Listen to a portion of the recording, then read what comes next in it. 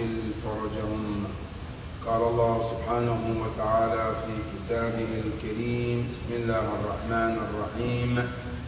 إن هذه أمتكم أمة واحدة وأنا ربكم فاعبدون. صدق الله العلي العظيم. اللهم صل على محمد وآل محمد وعجل فرجهم.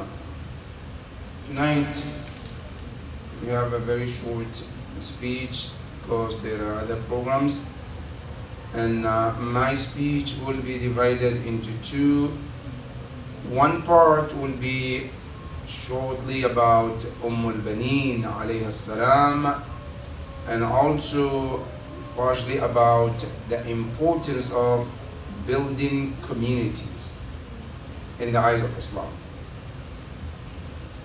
Before we proceed, I would like to offer my condolences to the Imam of our time, Al-Imam Sahib Al-Asri wa Zaman, for the martyrdom of baneen, and also to Abu al-Fadl Abbas specifically, and to Ahl al-Bayt alayhim salam in general, for the death anniversary of baneen salamullahi alayha.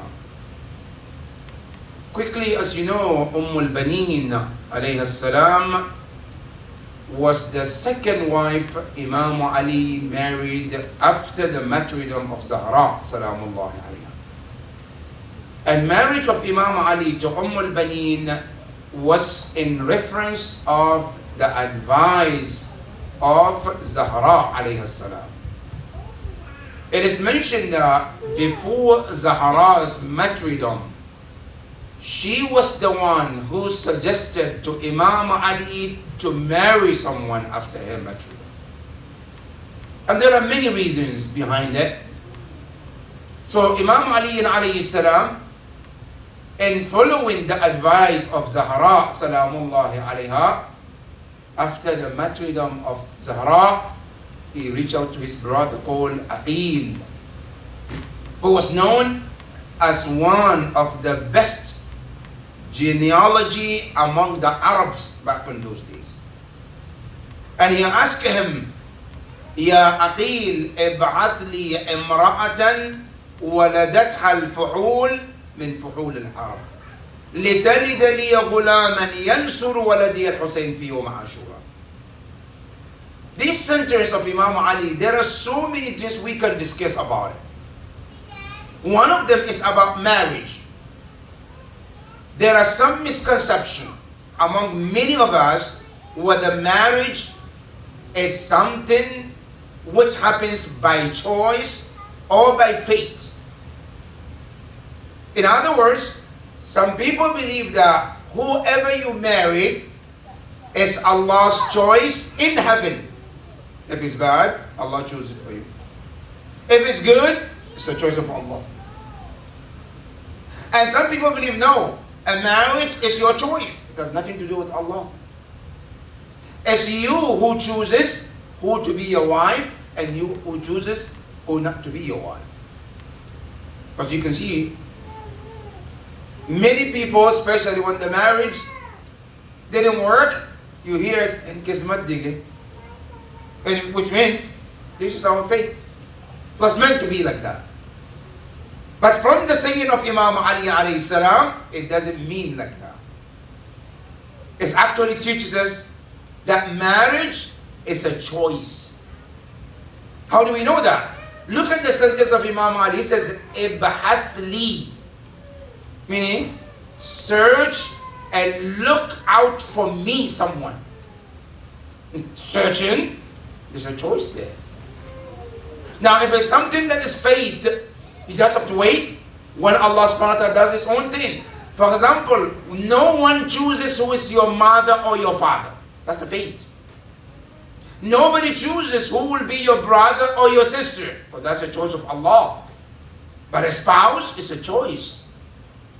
So Imam Ali says, Ib'ath li imra'atan. Find me a woman. Waladatha al-fuhul. Who was born by one of the heroes and braves of Arabs. لِتَلِدَ لِيَ غُلَامًا. who will end up giving me a child. ينصر ولدي الحسين في يوم عاشوراء. That child will support my son Hussein on the day of Ashura. Now you can see how many lines are coming together in this sentence. Number one, Imam Ali is confirming that Karbala is going to happen. Now for those who think Karbala is not true, Karbala is just saying, Karbala somebody made it up, Imam Ali is confirming that Karbala is going to happen even before it happens. That's number two. Number three, not only that, he also confirming that Karbala would happen when Imam Hussein wouldn't have got enough companions. When you hear the word Hal min Nasirin Yansurna, it's true. Because Imam Ali says, before Karbala, Yansuru waladi al-Husayn fi yawm Ashura. I want someone who will help and support my son on the day of Ashura. Then Aqil looked at Imam Ali and he says, Ya Amir al-Mu'mineen, the best one for your choice is nobody but Zainab al-Kilabiyya. Her full name, her name is Fatima bint Hizam al-Kilabiyya. She is the best one. Imam Ali alayhi salam went and asked her hand for marriage. This woman only wanted to come to the house of Imam Ali as a servant. Imam Ali accepted her. She said, not only enough, if that's not enough, I want Imam al-Hasan and Hussein to accept me as a servant too, before I can come to your house. Allahu Akbar. Imam Ali told Imam al-Hasan and Hussein, and they also welcomed her. When she came to the house of Imam Ali, she spent all her life in serving al-Hasanain, Imam Hassan and Imam Hussein. And their marriage with Imam Ali alayhi salam, Allah blessed them with 4 sons. The eldest one is known as Abbas. And Abbas is called Abul Fadl because he had a son called Fadl. And Fadl is the oldest son of Abbas, which Abbas left him with his mother to go to Karbala to go and support Imam Hussein alayhi salam. That was the oldest son. Then comes also after that Ja'far. Then comes Abdullah. Then comes Uthman. 4 sons umul baneen gave to Imam Ali alayhi salam. And amazing, look at the words of Imam Ali.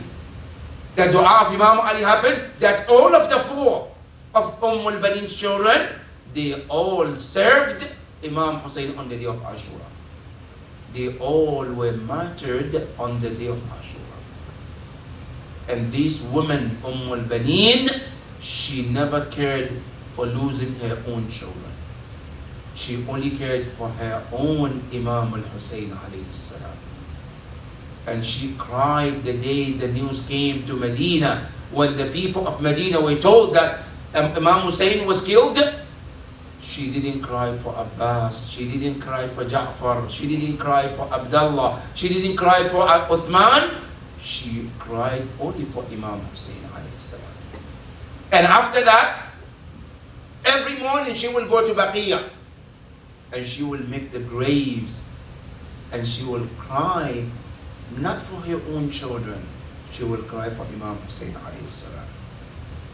And the day Zainab salamullah alayha came back to Medina, she went straight to go visit baneen.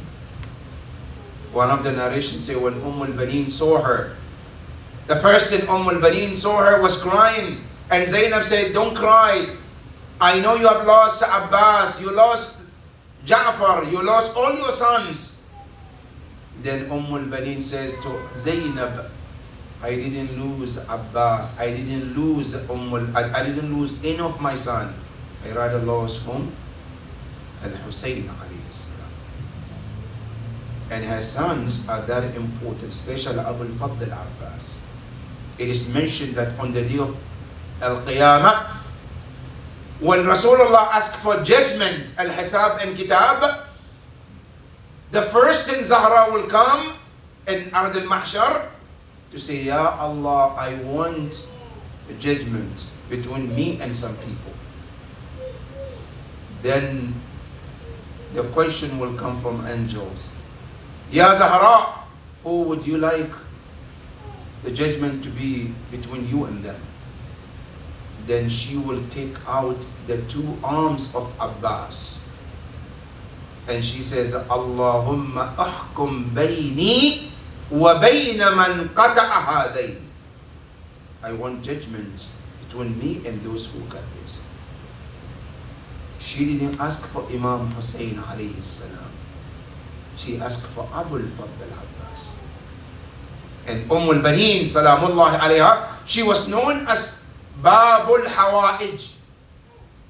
Babul Hawa'ij meaning the doors of needs.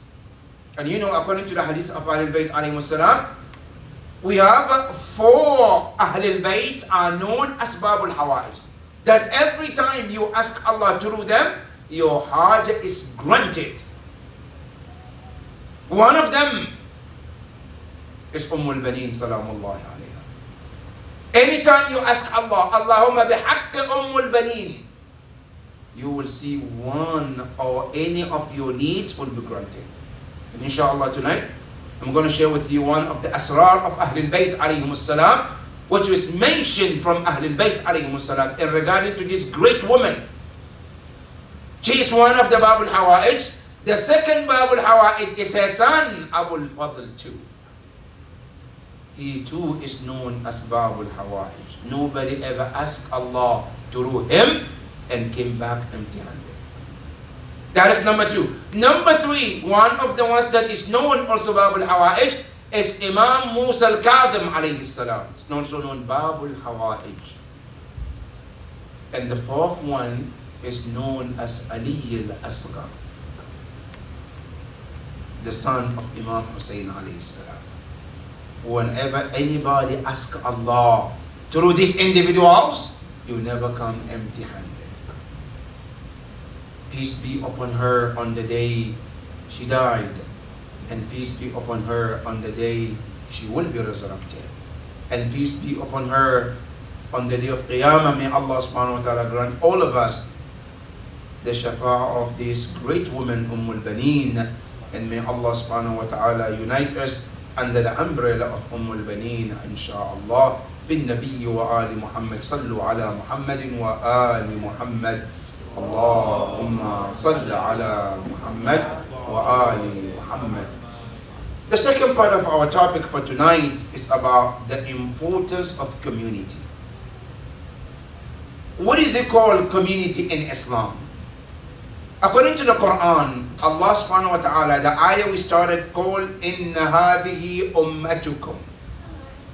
Indeed, this is your nation.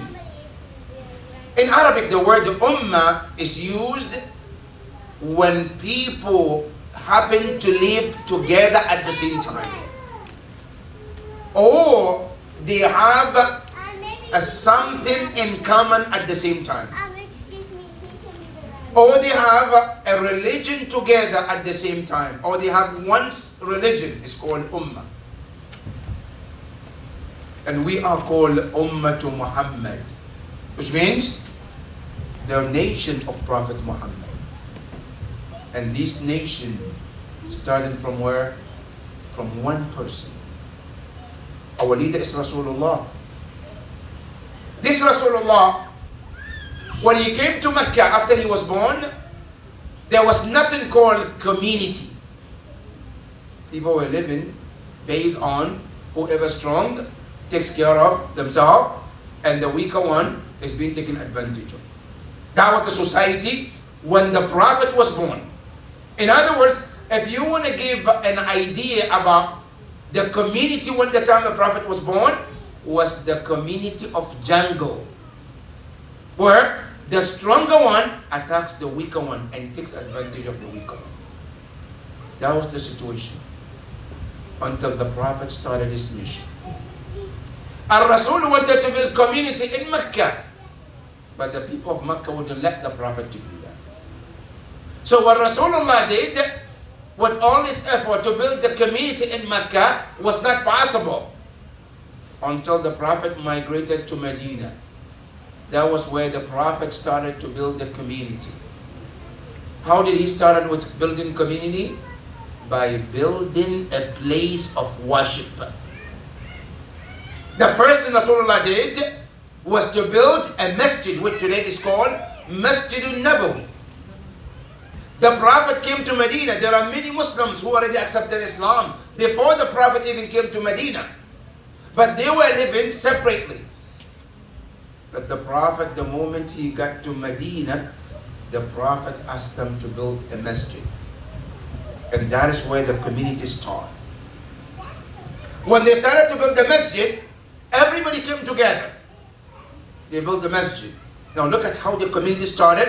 The moment they built the masjid, everyone wanted to come and live next to that masjid. And that's how the community started. Now, not only they wanted, they even initiated that. They started building houses around the masjid. Some of them built attached to the masjid and make their doors towards the masjid. And you know, after a while, Allah sent an order through Jibreel, Ya Rasulullah, all the doors that were built from house to the masjid should be closed, except one door should be left. And that door was nobody but the door of Zahra, salamullahi alayha. But that houses were built around the masjid of the Prophet. And that masjid that the Prophet built was not just a masjid, brothers and sisters. Unfortunately today, there is misconception of masjid or center. We use a center as a place or a masjid to come and pray and walk away. When we say a masjid or a center, it's not just a place to come and do a program one night or come and do Salat al-Jum'ah and walk away. No, because the masjid of the Prophet was more than that at the time of the Prophet. Building community is not only Salat and that's it. Yes, Salat is one of them. But the time of the Prophet, when the masjid was built, the Prophet used the masjid to be a center for everything for the Muslims. Number one, when Muslims at the time, if they wanted anything, guess where do they go? They go to the masjid. And I'm going to give you some examples at the time of the Prophet. When a person comes to Rasulullah, I need a job, a work, a job, where do they go? They go to the computer to search for Google for job. La wallah. They used to go to Rasulullah as the community to find a job for them. And then when they come to Rasulullah, Ya Rasulullah, I need a job. The Prophet will tell them A, B, C, this is how you do it, this is what you should do to get a job. Now one simple example. There was a man who came to Rasulullah asking for money. Prophet gave him. The second day he came. The third time Rasulullah saw him, he stood and made him half away. And he said, why are you coming again? He said, I'm coming to ask money. The Prophet took money out and he gave it to him. And he said to him, Ya Fulan, this money you should divide it into two. He said, one of it, buy food for you and your family. The second part of the money, you should go to the market and buy an axe and walk into this desert and forest and cut the trees and take it to the market and sell and make a living out of it. The Prophet found him a job at the time of the Prophet. When somebody has any spiritual issues, they go to Rasulullah. A person comes in the town, they don't have any place to stay. They go to Rasulullah, and Masjid al-Nabawi was the place to solve all of that. Not only that, Masjid al-Nabawi was also a place of education. When people come, they don't know anything about religion. The Prophet used to teach them in the Masjid al-Nabawi. That was the center of the community. Not only that, when people have dispute among themselves, an issue, husband and wife, two brothers, where do they go? To Rasulullah. And what did Rasulullah take care of them? In the Masjid al-Nabawi. The Prophet sallallahu alayhi wa sallam, he built this masjid to be a community center, where it's a center to take care of the needs of the community. When somebody wants a wife, they go to Rasulullah in the Masjid al-Nabawi. And Imam Ali did the same thing in Kufa. That in Masjid al-Kufa was the center for everything. Even Christians used to come to Masjid al-Kufa to ask Imam Ali their needs, to take care of them. That is the importance of center and importance of community. Now, not only that, if you come to our marja, Ayatollah Sayyid Sistani, and he tells all of us, the immigrant to America, those who were born or raised in America, and it's a book called Fiqh al-Muqtaribin, Jurisprudence for the Immigrant. Sayyid Sistani, in that book, he gave a bunch of advices for everybody who lives in the West. To understand the importance of community, he said that if you are to migrate to Western society, he said you have one important responsibility. And that responsibility is, you have to connect yourself to a center or mosque. Never live in the society, in the Western society, where you're not connected to a center or a masjid. And he says, if you are to live in the society, in the Western society, where you are not gaining knowledge, you are not protecting your faith, he said, then you living in that country is haram. You have to leave. That is how important community is. So when we have a center in the community, we have to make sure that we all are responsible to maintain that community and to maintain that center and play our roles in making sure that that community survives and lives. One of the things that we can learn from others today, that if you look at the Christians and the Jews, the way they live in their communities is different than the way we live. Today we want to live far away from our communities. We don't build communities.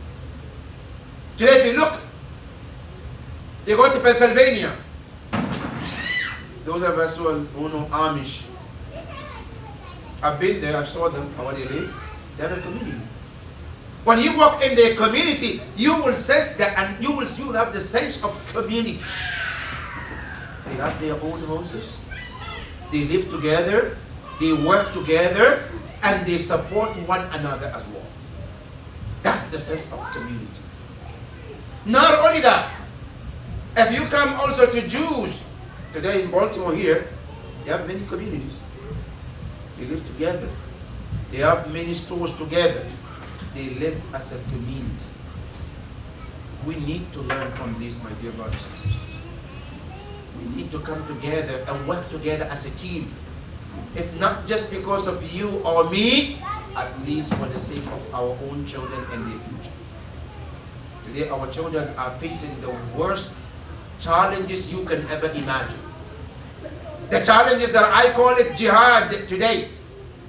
Whatever challenges that you and I faced when we were young, our children are facing worse than that today. Where can I start to tell you the danger of what our children are facing today? You know and I know what our children are facing today. Whether it be on television, whether it be in schools, whether it be in mall, whether it be anywhere in this world that we live in today. How can we protect our children? How can we secure them? We can never secure them unless we have a good community. We cannot protect our children unless we all play our roles in the community. We all have skills. We all have power that we can chip in. We need people who are teachers to teach those children. Some of us should volunteer to be the teachers. Like Zahra Salamullah alayha and Zainab, when they were in Medina, they were volunteers to teach. Zainab alayhi salam, she was a Quran teacher when she was in Medina. As young as she was teaching Quran. Some of them, no, they volunteered to defend Islam with their sword, like Imam Ali alayhi salam. Some of them in that community, they volunteered to serve the community with their money. And that's how Islam was able to survive. And the Prophet himself made a statement. He says, Lawla malu Khadija. Khadija was the one who supported the entire community with her wealth and money. when nobody could do that. She stepped in and took care of the entire community with her work. And if not because of her, Rasulullah said this religion wouldn't have spread and got to anyone. That was a contribution to Islam. Not only that, and then he says, وَحِمَايَةُ Abu Talib. Abu Talib also had a role in Islam too. What was his role? His protection to Islam through the Prophet, not allowing anybody to hurt Rasulullah, standing behind Rasulullah, giving him a physical support and spiritual support too. That was his contribution to that community. And Imam Ali alayhi salam, he also supported the Prophet with his sword. Whenever any enemy comes to attack Islam, he was in front line to defend Islam. He said a contribution. Today, what is my contribution to my community? What am I doing for this community that I live in? What is it that I can do? And today, brothers and sisters, many of us, we do ask, what is this center is doing for me? Okay, that's one way to ask. But the another question is, what are you doing for that center and that community? What the role that I'm playing to help to grow this community? Today, brothers and sisters, whether we know or not, many of our Muslim brothers are losing their children in this ocean of troubles that we live in. Many of our Muslims are losing their children. And when I say Muslims, I'm not talking about Shia or Sunni. I'm talking Muslims in general. Because the challenge is real. The challenge that we're facing, and our children specifically, is real. And we need to do something, brothers and sisters, as a community. We need to hold hands in hand together to work as a team. Sit down, lay down the plans for the community. And the plan should be divided into two. One is called long-term plan and the short goal of the plan. From now till 5 years, what do we want this community to be? What do we want in this community? We have to put that plans together. Then from now till 20 years from now, what do we want the community to be? What do we want to see in this society? This should be one of the things, the plans that we need to plan together as a community. It's not a job of one person. It's not the job of two people. It's not a job of one family.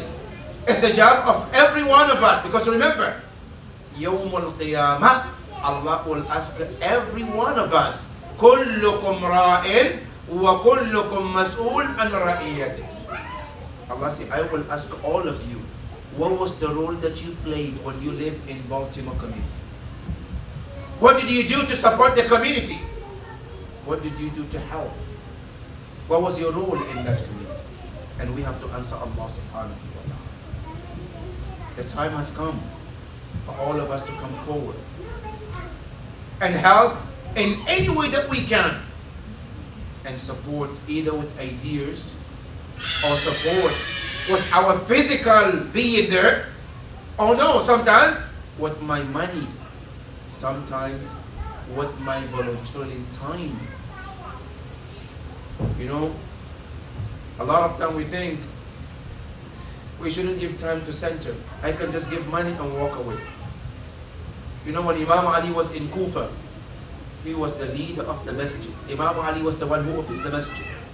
Imam Ali was the one who opened the masjid, set up things, call adhan, lead salat, and do everything that community needed. He was the leader of that community. We all can be that example in our communities too. We need to step in, my dear brothers and sisters. The year has come where there will be an election in this community of Baltimore. And we all have to be a pillar or play a role in this. Because here's the thing, my dear brothers and sisters.